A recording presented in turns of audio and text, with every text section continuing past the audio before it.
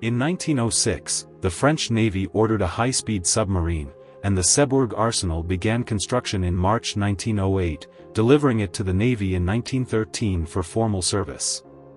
It was named the Mariotte, a uniquely designed submarine known as the toothbrush.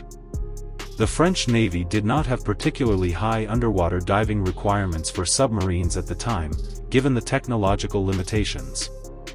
Underwater performance for submarines of all countries was not particularly good.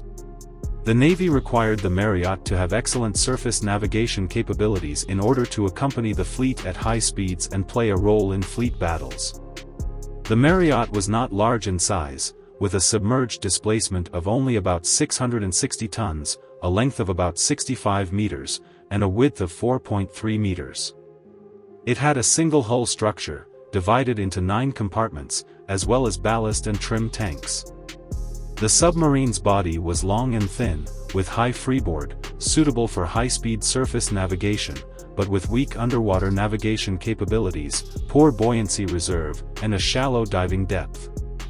During testing, it could only dive to a depth of just over 30 meters. The submarine's surface power came from two 700 horsepower 6-cylinder diesel engines, driving 2 propellers with a diameter of 1.72 meters each, capable of reaching a maximum speed of 14.2 knots on the surface.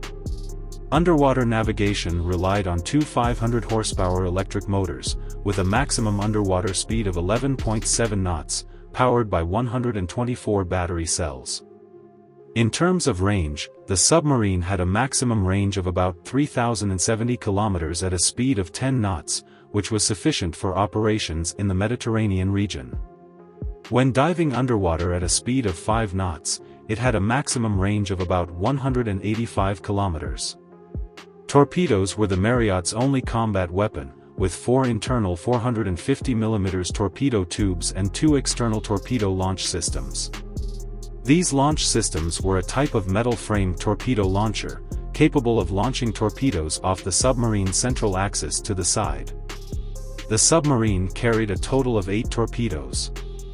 Normally, submarines have a separate prominent conning tower, where crew members enter and exit and where periscopes are housed. The Mariotte did not adopt this design, instead constructing a compartment above the pressure hull at the front of the submarine, similar in shape to the bow of a destroyer, partially open for surface access. This unique design not only affected the submarine's weight, but also gave it a distinctive appearance, resembling a toothbrush when navigating on the surface. The Mariotte's service life was very short. When it was first delivered, it only had 1 electric motor installed, while the other was sent back for repairs, which was quite a setback. The French Navy did not have a high opinion of this submarine, as its speed was not particularly fast and did not meet the Navy's expectations. Its surfacing speed was too slow due to slow displacement, and the additional structure at the bow increased its weight, leading to poor stability and continuous engine malfunctions. In the second year of World War I, the Mariotte sank to the bottom of the sea.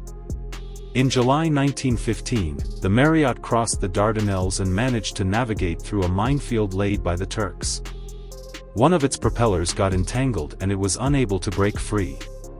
It attempted to dive to evade the situation but had to abandon ship after being hit by Turkish artillery fire.